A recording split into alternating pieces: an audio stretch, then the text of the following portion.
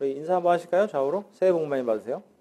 예, 예, 오늘 다양합니다. 오랜만에 오신 분도 계시고, 예, GOP 근무하다가 온 우리 군인 아저씨도 있고, 해외파도 있고, 예, 아주 너무 다양하고 너무 감사하고 좋습니다. 그 새해 복 많이 받으세요는 언제부터 언제까지 해야 되는지 잘 모르겠어요. 예, 구정 때도 또 하잖아요. 우리는 2월 되면 또 할 텐데 신정을 세던 사람들은 조금 억울한 맛이 있습니다. 왜냐하면 연휴가 줄었어요. 옛날에는 신정도 2, 3일씩 쉬었거든요. 근데 요즘은 신정 1월 1일 하루만 쉬죠. 올해가 무슨 해인 줄 아시죠? 무슨 동물. 네, 돼지. 그래서 한번 솔직하게 한번 들어봐 주시면 좋겠습니다. 돼지띠 손 들어봐 주세요. 돼지띠. 아, 돼지띠. 꽤 있으시네요. 예, 7일년이거나 5구년이거나 7일년이거나 아니면 그다음에 83 이렇게 그다음에 뭐 95 정도 되겠네요. 맞다고 그러죠. 맞다고 그러네요. 여러분 그 우리나라에 대한 이야기를 잠깐 해보려고 하는데 원래 이제 자축인묘 진사오미 신유술회하고 가불병정 무기경신임계 12개하고 10개가 이렇게 같이 돌아가는 거 아시죠? 그래서 앞에 거를 따서 그 뭐 개술년 뭐 이렇게 하는 게 앞에 가불병정 무기경신 임계 뭐 이렇게 하는데 이걸 하고 이제 자기가 태어난 해가 61번째 이 갑자가 한번 딱 돌아요. 그걸 환갑이라고 하는 거예요. 그래서 이 12개와 10개의 사이클이 안 맞잖아요. 아다리가. 그러다가 이게 61번째 될 때 그 갑이 딱 오는데 그게 이제 환갑이라고 이야기를 합니다. 근데 갑을 병정, 무기, 경신, 임계 요래가 무슨 술해죠? 개잖아요. 개가 이제 황금을 뜻하는 해거든요. 예, 그래서 오늘 황금 돼지 해라고 이야기를 해요. 예? 잠깐만, 해가 예, 성경 아닌 원고는 잘 외우지 않기 때문에 그래서 예, 황금 돼지 해라고 이야기를 합니다. 작년에도 황금이었고요. 올해도 황금이고 내년부터 또 바뀌어요. 그래서 뭐 푸른 말 뭐 이런 식으로 해서 색깔로 다 있더라고요. 제가 조사를 해보니까 있더라고요.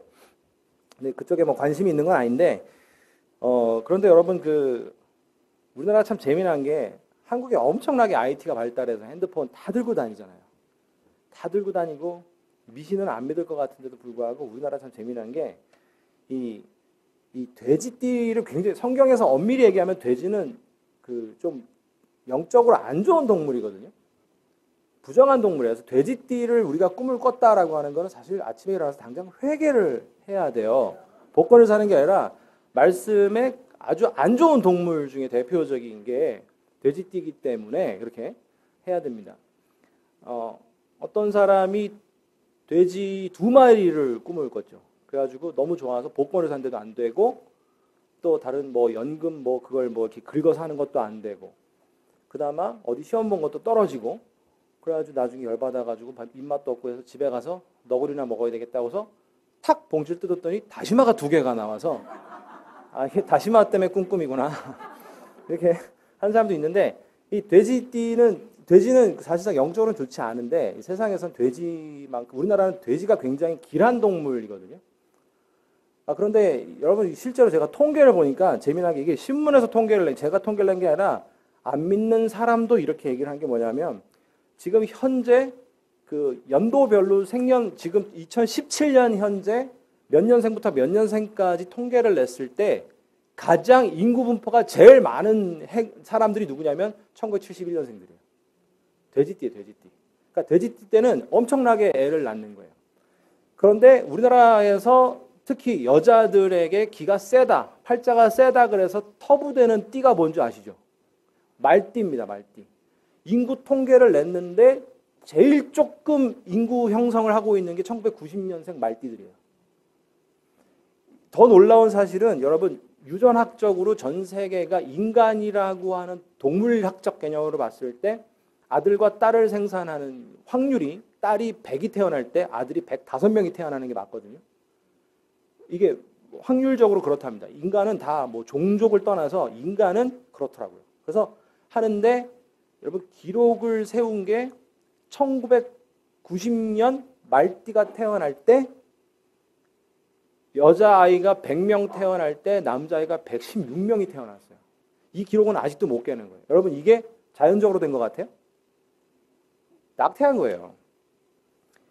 이 딸이 생기면 딸이 팔자가 세니까 이게 아주 우리가 1990년도 그렇게 뒤처진 세상 아니거든요.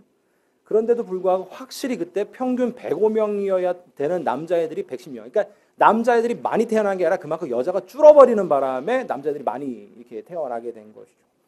여러분 이게 실제로 지금 우리나라에서 다른 나라가 아니라 이게 우리나라에서 지금 펼쳐지고 있는 일입니다. 그런데 이 일이 왜 그러냐면 본인들이 판단 기준이 되었기 때문에 본인의 판단을 믿고 행해 나가는 즉 이 시대의 무질서, 이 사람들은 그 질서라고 생각을 하겠지만 이 시대의 그러니까 이거를 이제 보통 카오스 이렇게 얘기하잖아요. 혼돈의 시대인데 이 혼돈의 시대에 하나님께서 요한복음을 통해 우리 가운데 지금 이 시대나 지금 시대나 별반 차이가 없는데 이 시대 때 하나님께서 이 시대의 질서를 새로잡기 위해서 지금 어떤 작업을 하셨냐. 전에 말씀에 이제 공작이라는 말씀을 드렸는데 이 무슨 작업을 하셨냐라고 할 때 오늘 본문 말씀 보시면 14절에 말씀이 육신이 되는 사건을 나타내 보여주신 거예요. 정확히 직역을 하면 말씀이 육화되었다라고 되어 있습니다. 그러니까 육신화되었다라는 거예요. 이 몸을 가지고 왔다는 거예요. 말씀이 육신이 되어서 이 땅에 왔다라고 이야기합니다. 여러분 이거는 그냥 그 성육신인가 보다라고 얘기하는데 제가 요한 1서부터 요한이라고 하는 사도는 계속해서 영지주의 즉 지식, 영적인 지혜가 모든 것을 통제하고 육적인 것과 상관없이 영적 지혜와 지식이 있고 그 진리를 깨달으면 모든 것을 통제할 수 있고 심지어 천국도 그렇게 이룰 수 있다라고 하는 우리랑은 전혀 잘못된 생각을 가지고 있는 이 사람들에게 말씀이라고 하는 하나님의 존재 방식이 육신을 입었다라고 표현하는 것은 굉장히 센세이션한 거예요. 이 사람들은 그렇게 생각 안 한 거거든요. 그런데 가장 아니다라고 생각할 때 그걸 맞다라고 이야기하면서 요한이 빵 터트린 거예요. 그러니까 이 시대의 혼돈과 하나님 없음에 대한 이 상황들, 즉 이 진리라고 하는 자기들의 기준이 되는 것들이 무엇인지 모르고 나름대로 저마다 기준이고 예수 그리스도가 이 땅에 분명히 오셨다 갔음에도 불구하고 하나님이 몸을 입고 이 땅에 올 리는 없다라고 말하는 이 시대에 말씀이 육화되었다라고 하면서 혼돈의 시대의 질서의 하나님이신 이 하나님으로 하여금 이 시대를 새롭게 보여주시려고 하는 작업들이 이루어지는 것이죠. 더 쉽게 말씀을 드리면 하나님 없음에 대해서 이 시대가 굉장히 난잡해지고 자기들마다 자기가 진리다라고 생각하는 그 시점에 예수 그리스도가 말씀이 육화되어서 하나님이 육화되어서 이게 질서야라고 보여주는 거죠. 이게 질서야라고 하는 걸 보여주는 겁니다. 한국 문화에서 무시할 수 없는 게 군대 문화잖아요. 군대 문화. 이 오와 열 이 줄을 맞춘다거나 어떤 특히 이제 남자들이 좀 강한데 이제 서열 정리하는 거, 그 다음에 이제 나이 좀 든 사람이 아니면 좀 고참이나 아니면 선배가 움직이기 시작하면 밑에가 다 따라서 움직이는 거, 이런 게 이제 군대 문화잖아요. 이 군대에서 갔다 온 사람들은 그걸 질서 있다라고 생각을 해요. 그러면 이게 질서다. 그래서 군대를 갔다 와야 돼. 누군 자는 군대를 안 갔다 와서 뭐 이런 얘기를 여전히 하는 이유가 하나의 자기네들이 그게 절대적인 진리와 질서는 아닌데 자기네들이 생각하고 있는 질서를 그렇게 표현하는 거거든요. 그래서 14절에 말씀이 육신이 됐다라고 하는데 이 육신이 뭐냐? 그의 영광이다라고 이야기하는 거예요. 그 영광은 무엇이냐? 독생하신 자의 영광이다. 즉 예수 그리스도의 유일한 하나님의 아들의 영광이다라고 얘기하는데 그 영광은 앞서 말씀드렸다시피 하나님의 찬란함과 위대함이 드러나는 거예요. 근데 여러분 아시겠지만 하나님은 우리가 볼 수 없고 그 영광을 우리는 볼 수 없어요. 어제 9시 뉴스인가요? 8시 뉴스인가요? 잘 모르겠는데 오늘 부분일식 보신 분 계십니까? 오늘 부분일식. 못 보셨어요? 저희 집은 다 봤고. 네, 이렇게 보는데 아침에 어저께 뉴스를 보는데 오늘 부분일식이 일어난다고 하더라고요. 이 다음 일식은 2035년이래요. 16년을 기다리기에는 조금 무리가 있고 그때는 완전 개기일식이랍니다. 강원도에서 볼 수 있다는데 강원도에 갈 예정은 아직 없고요. 근데 그거를 보려고 하는데 그냥 이렇게 보면은 태양빛조차도 이게 일식인지 너무 눈부셔서 볼 수가 없어요.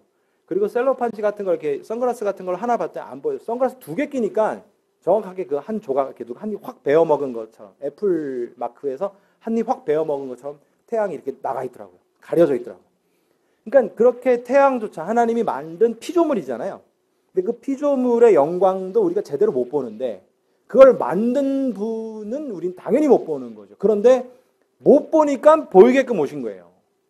그게 아니다라고 생각했던 하나님의 말씀이 육화되어서 육신을 가지고 이렇게 하면 보겠니 하고서 영광이 직접 우리 가운데 나타난 겁니다. 그러자 15절에 요한이 그에 대하여 세례 요한이 그에 대해서 증언하여 외쳐 이르기를 이는 나보다 앞선 분이다. 먼저 계십니다. 한데 그분이 누구냐? 바로 이 사람이다라고 얘기하는 사람이다라고 얘기해요. 이 사람이다라고 하는 거는 그냥 이분입니다라고 소개하는 정도가 아니라 이때 당시 자기의 쉽게 말하면 이제 육적으로는 뭐 어떻게 살든 말든 내가 깨닫는 게 중요하지라고 하는 영지주의자들에게는 사람이다라고 말하는 건 있을 수 없는 일이거든요.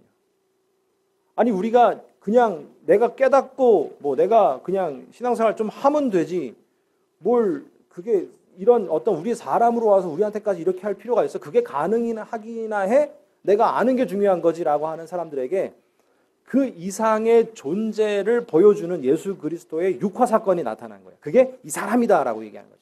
이 몸을 가진 사람이다라고 얘기를 하는 거예요. 그러니까 16절에 우리가 다 그의 충만한 데서 받는다. 그 사람이 충만한 데에서부터 우리가 그의 충만한 데서부터 우리가 이제 받게 된다라고 얘기를 하는데 그게 무엇이냐? 은혜 위에 은혜다라고 이야기를 합니다. 근데 이게 이제 원문을 보면 좀 직역을 하면 조금 달라요. 먼저는 충만하다라고 하는 건 그냥 이렇게 가득 찬 정도가 아니라 이렇게 과잉 공급의 느낌이 있는 거예요. 그러니까 이게 흘러 넘치기 직전 아니면 조금 흘러 넘치는 상황 이런 거예요. 그러니까 예수 그리스도가 육화되어서 이 땅에 왔을 때에는 이 땅에 하나님의 영광이 이제 꽉 차가지고 이 땅은 감당을 못하는 겁니다. 이 땅을 감당 못하는. 우리 그 주부 여러분 요즘은 이제 그러신 분 없는데 옛날에는 그 하이타이란 말 나오는 자체가 조금 연식이 된 거죠. 이 하이타이를 못 알아듣는 분들이 있을 수 못 알아듣는 척 하시는 건 아니죠. 하이타이 그러니까 가루 세제를 많이 넣는다고 빨래가 더 잘 된다는 게 아닌 거 아시죠? 가루를 녹일 수 있는 그 용의 양은 정해져 있어요. 우리나라 사람들 거품이 많이 나야 되잖아요. 머리 감을 때도 거품이 많이 나야 이게 뭐 감은 느낌이 드는데 두 가지죠. 거품이 안 나는 거는 샴푸를 조금 썼거나 머리에 때가 너무 많이 껴가지고 이게 거품이 안 나. 둘 중에 하나인데 이게 너무 많이 넣으면은 감당을 못 하잖아요. 근데 이 세상이 딱 감당할 만큼의 예수 그리스도가 이 땅에 나타나셔서 성육화, 육신을 나타나셔서 우리들이 이해할 수 있는 방법으로 오신 거예요, 영광이. 여러분 이거는 이제 신학적 용어로 계시라고 합니다. 이제 앞으로 또 이제 얘기를 할 건데 이 계시는 계룡산에서 도 닦다가 받는 게 계시가 아니고 계시는 하나님의 드러내심이에요. 하나님의 신적 드러냄. 이게 계시입니다. 성경은 그래서 계속해서 예수 그리스도를 계시하는 거예요. 계시. 계속해서 창세기에서부터 요한계시록까지 예수 그리스도를 드러내는 작업을 하는 게 성경인 거예요. 우리가 왜 이스라엘 역사책을 봐요? 역사책 아니고요. 이거는 예수 그리스도를 드러냄의 목적을 갖고 있는 그 계시를 갖고 있다는 겁니다. 계시는 감춰져 있는 걸 보여주는. 그래서 영어에서도 동사 중에 리빌이라는 게 있거든요. 이게 감춰진 걸 드러낸다라는 게 리빌인데 맞죠? 갑자기 리빌인데 이 리빌 드러냄 이러고 동명사화 리빌레이션 이게 요한계시록입니다. 이 예수 그리스도를 계속해서 드러내는데 자꾸 이 묵시 계시라고 하면 미래를 점치는 쪽으로만 많이 가거든요. 요한계시록은 상당히 많은 구약의 내용이 들어가 있어요. 구약에서 예수 그리스도를 어떻게 말하는지를 계속해서 드러내는 거예요. 자, 맞지? 구약에서 이랬는데 그게 이분 맞지? 자, 구약에서 이렇게 했는데 이렇게 이루어졌지? 맞지? 이게 지금 요한계시록이거든요. 그러니 앞으로 다시 오실 그리스도가 이렇게 될 것이다. 이게 쫙 맞았으니 앞으로도 이게 맞을 것 아니냐라고 하는 어떤 계시를 계속 드러내는 건데 이 육화가 즉 성육신이 계신 거예요. 예수 그리스도를 계신데 어떻게 하느냐? 가득 차서 더 이상 빵빵하게 차서 이제는 더 이상 어떤 거를 넣어도 충분하지 않아요. 더 이상 다른 필요가 없는 예수 그리스도의 그 완전체를 우리 가운데 드러낸 계시를 나타내 보여주고 있는 것이죠. 이게 바로 16절입니다. 그런데 거기서 무슨 얘기를 하냐면 은혜 위에 은혜다라고 얘기하면 은혜 갖다 놓고 은혜 위에 딱 얻는 걸로 되는데 원래 이 위에라고 하는 영어에도 전치사라는 게 있지만 여기 성경에서 말하는 은혜는 맞바꾸는 아니면 뭐뭐의 대신에라는 거예요. 그러니까 은혜 위에다가 얹어서라는 개념보다도 이 어떤 은혜가 있었는데 이제는 더 완전한 은혜가 그 자리를 맞바꾸는 거예요. 그게 은혜 위에 은혜라는 뜻이에요. 자, 그러니까 이 은혜 위에 은혜가 뭐냐? 이제 순서대로 봐야 되지만 18절을 먼저 점프를 하면 18절에 본래 하나님을 본 사람이 없으되 아버지 품속에 있는 독생하신 하나님이 나타내셨다라고 하는 은혜 위에 은혜는 하나님이 나타나신 그 자체가 은혜인 거예요. 이 시대가 부족한 은혜, 표현이 좀 그렇습니다만 이 시대는 뭔가 그 부족한 은혜가 있었는데 그 은혜를 예수 그리스도의 은혜로 채워지게 되는 것이죠. 이거를 굳이 다시 표현하자면 어떻게 되어 있냐면 17절에 나타나 있어요.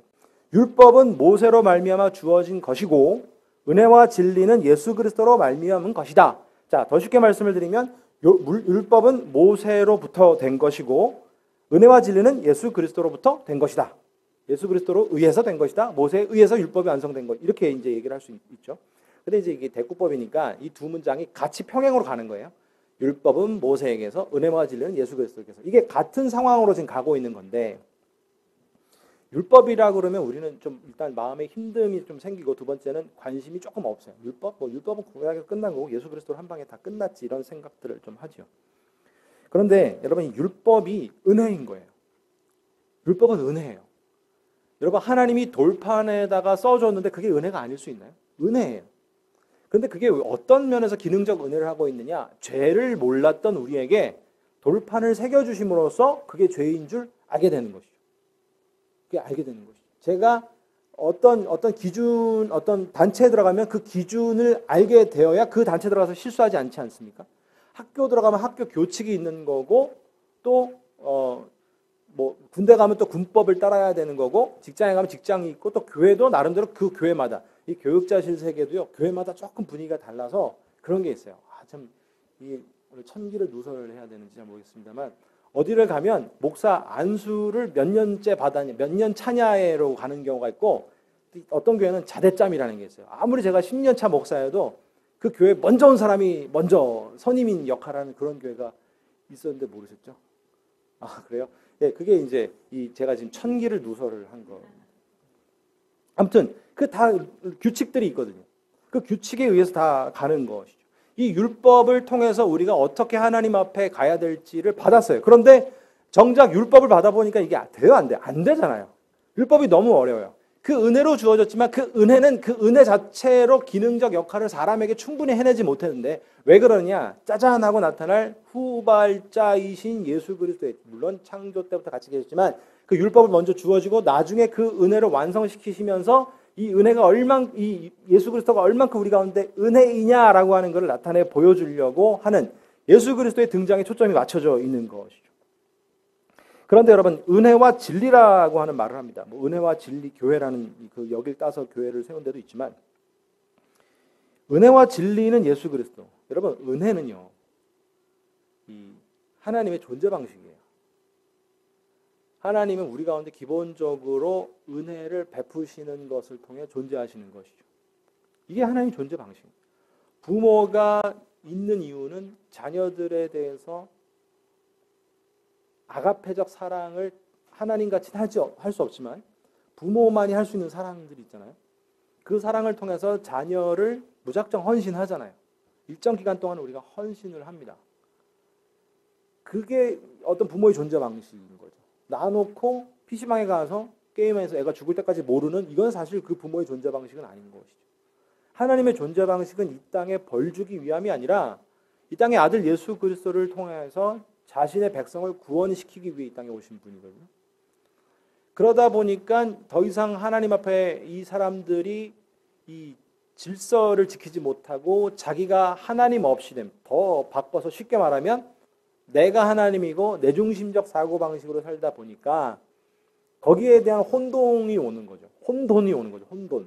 그 혼돈은 뭐냐면 하나님 없음으로 인해 온 각자가 다 하나님이 된 것 같은, 물론 어느 누구도 내가 하나님입니다 라는 말을 하진 않아요. 그러나 자기 삶에 하나님을 개입시키지는 않죠. 그러다 보니까 어떤 일들이 생기냐면 자기 안에 항상 빈약함이 생기는 거예요. 자기 안에 항상 부족함이 생기는 거예요. 근데 그것을 예수 그리스도가 은혜라고 하는 이름으로 우리 가운데 과잉 공급을 하시기 위해서 오신 거예요. 예수 그리스도로 뻥 터뜨리기 위해서 오신 것이죠. 우리는 우리의 삶의 만족을 찾아내는 것들이 상당히 많이 있어요. 가장 단적으로 어떤 성공을 이루려고 합니다. 경제적인 부를 창출하려고 합니다. 어떤 육신적인 어떤 안락과 만족을 위해서 일하기도 하죠. 그게 나쁜 건 아닌데 그것에 신이 되고 그것이 하나님의 과잉 공급을 막고 자기 스스로의 만족을 위한 공급으로 이어질 때 혼돈하기 시작하는 거예요. 이거를 하나님께서 이제는 이루시기 위해서, 즉 예수 그리스도라고 하는 은혜의 질서를 우리 가운데 주시기 위해서 오시는 것이죠. 그래서 오늘 이 은혜 위에 은혜다라고 하는 것은 지금 우리가 받은 은혜들이 있어요. 여러분, 이 예배도 은혜입니다. 우리가 가정을 꾸미고 우리가 예수를 믿게 된 것도 다 은혜입니다. 그리고 우리가 현재 숨쉬고 살아가고 있는 것도 은혜입니다. 물론 가정마다 또 어떤 병환이 있으신 분도 있겠지만 병원 가보시면 굉장히 은혜 많이 받잖아요. 아픈 사람 진짜 많구나. 은혜를 많이 받잖아요.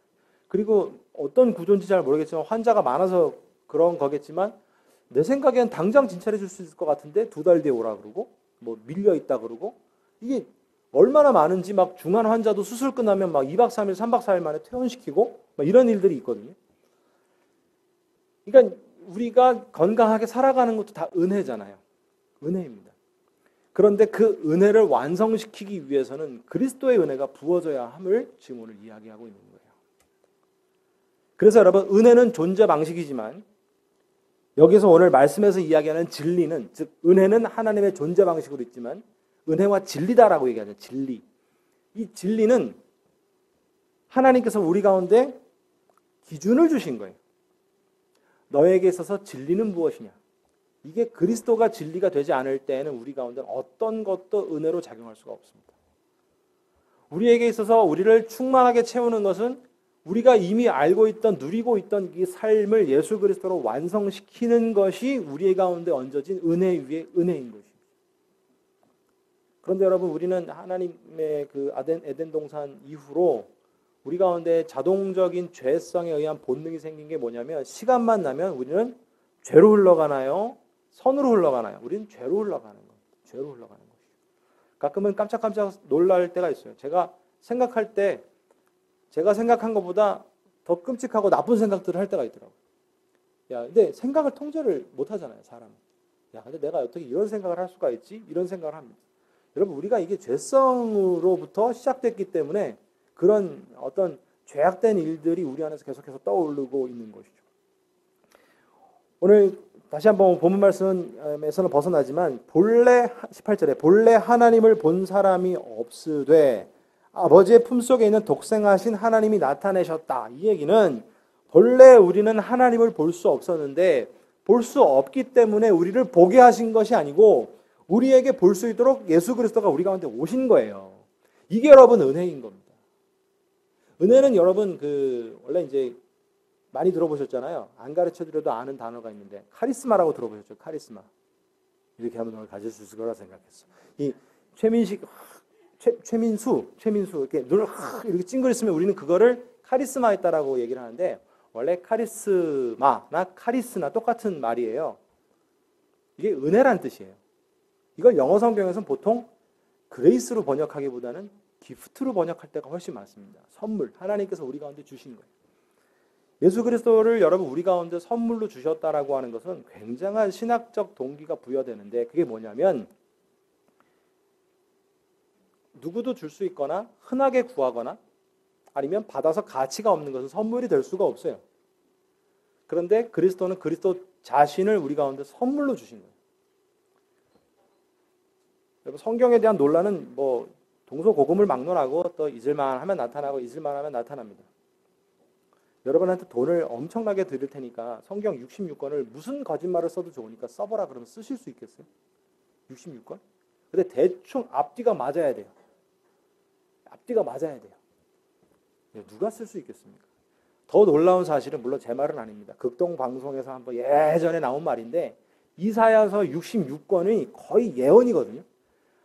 돈을 많이 줄 테니까 아무 예언이나 66장을 써봐라 그러면 그게 쉬운 일이 아니다. 근데 그 이사야서의 내용이 맞아 들어간 정도가 아니라 다 맞고 오실 그리스도까지 얘기를 하고 심지어 예수님에 대한 풍채까지 얘기를 했어요. 예수님은 비호감. 보고 아름다운 부분이 하나도 없대요. 그럼 우리는 주님 만나서 여러분이 알고 있는 그렇게 머리 웨이브 이렇게 지시고 이런 예수님 찾았다가는 못 만날 수 있습니다. 굉장히 머리가 굉장히 곱슬곱슬해서 이렇게 동글하실 수도 있어요.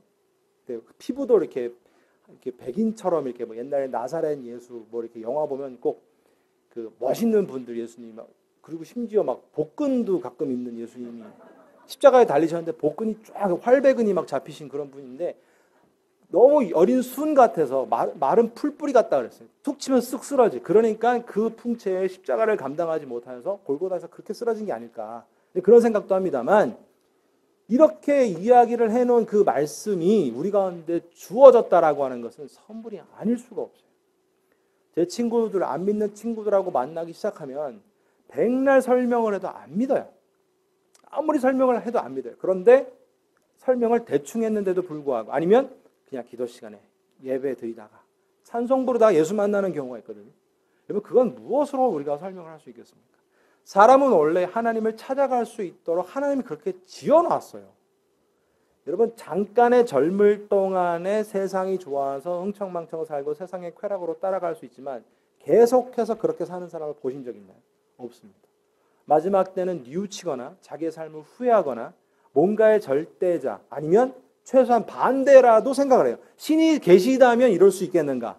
라고 하는 신에 대한 궁금증을 부정적이든 간접적이든 직접적이든 긍정적이든 접근하게 되어 있습니다. 하나님은 우리 가운데 그걸 다 심어 놓아줬기 때문에. 그런데 우리 가운데 그분이 누군지 그 찬란한 영광을 우리가 직접 볼 수 있다라고 하는 것은 선물이 아닐 수가 없어요. 그래서 예수 그리스도 우리 가운데 그 선물로 주셨는데, 그 선물이 어떤 선물이냐면 선물을 딱 열어보니까 내 인생을 완성시키는 선물이라는 거예요. 내가 지금까지 예수 믿고 내가 지금까지 살아온 것도 은혜인데 예수가 얹어지니까 내 인생이 완성이 되더라는 것이죠. 내 인생이 해석이 안 되던 부분이 그리스도 때문에 해석이 되는 거예요. 그게 내가 지금 갖고 있는 은혜를 더 대신해서 완전한 은혜로 대치되는 상황, 이것이 은혜 위에 은혜가 부어지는 것입니다. 사랑하는 성도 여러분, 저와 여러분 더불어 더 나아가, 제가 뭐라고 이런 얘기를 하겠습니다만, 한국교회 전체 통틀어서 정말로 이제는 은혜 위에 은혜가 부어져야 될 때, 은혜라고는 알고 있지만 예수 그리스도로 완성되지 않은 은혜가 너무나도 많이 있습니다. 우리가 은혜를 많이 받았습니다 라고 이야기를 할 때 그 은혜를 많이 받았다라고 하는 게 어떤 얘기인가요? 뭔가 세상 사람들하고 똑같이 누리는 걸 내가 많이 받았을 때를 은혜 많이 받았다라고 이야기를 할 때가 있죠. 아니, 은혜 많이 받았다라고도 안 하고 뭐라고 하냐면 꼭 은혜를 많이 받았다라고 그래요. 은혜를 많이 받았다. 이번에 사업이 어떻게 했어요? 아니, 은혜 많이 받아가지고 잘 됐어요. 이렇게 은혜를 많이 받아. 하나님이 얼마나 은혜를 많이 받으셨는지 해서 라고 막 이렇게 주셔야 이 은혜를 많이 받았는데, 우리의 은혜는 그리스도로 완성되는 게 우리의 은혜예요. 그런데 그걸 모르고 이 땅에 우리가 만날 수 없는 그 존재가 육화되어서 이 땅에 오셔서 우리를 비추어 주셨는데, 오셨으니까 이제 뭘 좀 해놔야 되는 거 아닙니까? 라고 따지기 시작을 하면 그 기프트는, 그 선물은 우리에게 작용하기가 어려워지기 시작합니다. 사랑하는 성도 여러분, 이 땅에 살면서 우리는 물질로도 필요한 부분이 너무나도 많고, 관계적으로도 필요한 부분이 너무나도 많고, 집집마다 문제없는 집이 왜 없겠습니까? 다 있습니다. 주님이 그걸 딱 나타나셔서 싹 쓸어주시면 좋겠지만, 그것 때문에 내가 만들어지는 것들이 있어요. 그것 때문에 나의 연약함이 생겨서 그리스도와 예수 그리스도의 그 은혜가 더욱더 필요할 때가 있는 것입니다. 여러분, 한국교회가 지금 고도의 성장을 사실 이룬 것은 누구라도 부인할 수 없습니다. 그러나 성장 속에 생겨진 것이 예수 그리스도가 선물로 와서 한국교회가 그 선물을 소중하게 생각하지 못하다 보니까 하나님이 촛대를 흔들고 이거를 옮겨야 되나 말아야 되나, 어떤 분들은 이미 옮겼다라고 얘기를 하지만, 우리는 그것이 한국교회를 다시 일으킬 예수 그리스도로 충만케 하는 역사가 나타날 수 있는, 교회가 예수 아닌 다른 것들로 자꾸 채워지기 시작하다 보니까 교회가 다른 것을 통해 이벤트화돼 가는 것. 여러분, 이거는 예수로 빵 터지기 전에 예수 그리스도의 과잉 공급이 아닌 세상 이벤트나 세상의 생각한 세상의 계획과 세상의 생산성이 과잉 공급이 되어 있는 것입니다. 사랑하는 성도 여러분, 우리에게 날마다 채워지는 예수 그리스도의 완전한 꽉꽉 차는 충만한 은혜는 바로 그리스도께서 끊임없이 우리 가운데에서 예배를 통해 지금 이 자리에서도 예수 그리스도를 계시하고 계시는 거예요. 계속해서 주님을 드러내는 겁니다. 여러분, 우리가 주님을 계속 우리 가운데 드러내면 그 예수 그리스도를 통하여서 내 삶이 빈약하지만 주님으로 인해 채워지는 부유함이 있게 되는 것이고, 또 내 삶이 늘 불안하지만 주님의 계시함을 받아서 주님이 어떤 분인지를 알기만 하면 그분이 나에게 평안을 가져다 주는 거예요.